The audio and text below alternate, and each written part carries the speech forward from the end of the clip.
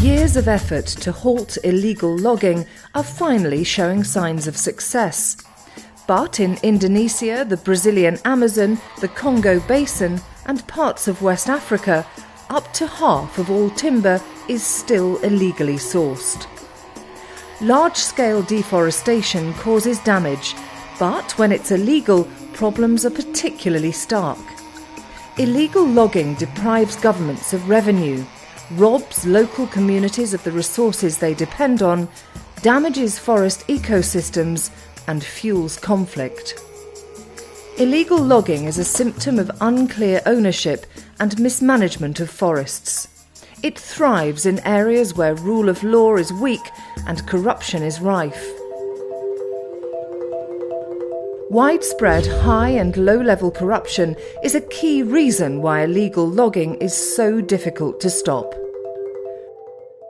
Products made from illegal timber are traded all over the world and are hard to track.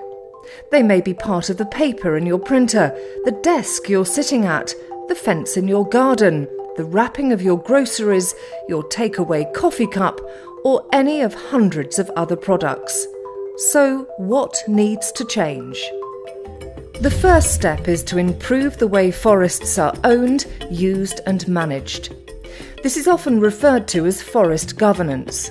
Good forest governance requires strong coordination, government departments working together and with others.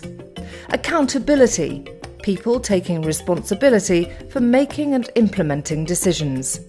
Transparency, people making information accessible. Participation, people being involved in decision-making. And capacity, people having the time, money and knowledge to be involved. Law enforcement is key to good governance, but implementing bad laws can be worse than not having a law in the first place. It is essential, therefore, that all stakeholders are involved in improving forest-related laws, fighting corruption and strengthening the rights of communities living in and from the forests. To improve forest governance and combat illegal logging, the EU has an action plan which brings together measures to address forest law enforcement, governance and trade, FLEGT for short. FLEGT asks the EU to take 4 different types of action. To define what EU government should and shouldn't buy, EU procurement policies. To address the EU finances of illegal logging, financial due diligence.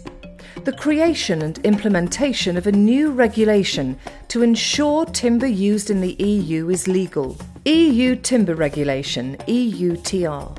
Most importantly, it addresses poor forest governance through voluntary partnership agreements with timber-producing countries. Voluntary partnership agreements, or VPAs, are legally binding trade agreements between a timber-producing country and the EU. Uniquely, they represent consensus between government, private sector and local NGOs.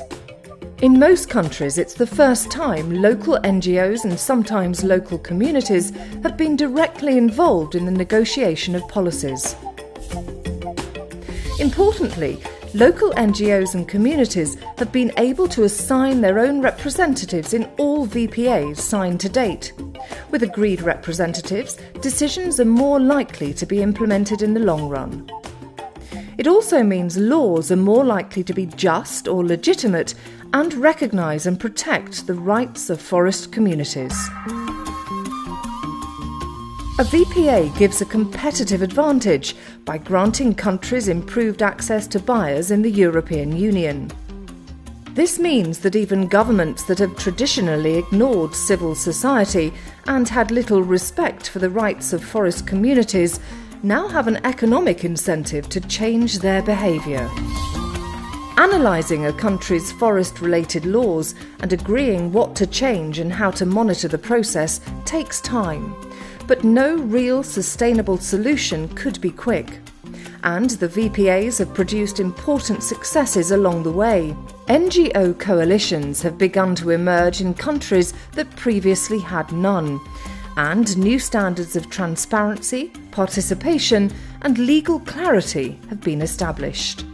Before the VPA came about, the relationship between civil society and government and civil society and the private sector was screened. But following the VPA, it has become much better. The VPA has helped all stakeholders to identify issues, identify problems that are affecting good governance, and come together and resolve or identify ways to address those problems. Actuellement, nous nous retrouvons, donc ça a donné l'opportunité à toutes les organisations de comprendre qu'ensemble, ils peuvent prendre des positions et ensemble, ils peuvent lutter à ce que ces positions soient prises par le gouvernement. Et ça fait que la société civile camerounaise, petit à petit, comprend déjà qu'ils peuvent en groupe faire des lobbying pour que certaines lois, certaines positions du gouvernement soient changées. The challenge now is to put the agreements into practice. For FLEGT VPAs to work, governments must encourage NGOs and communities to develop skills to monitor and highlight illegalities, be willing to be transparent, and act once corruption and illegalities have been identified. If they don't, all their exports will be hampered. The struggle must continue to make sure that words on paper become action on the ground.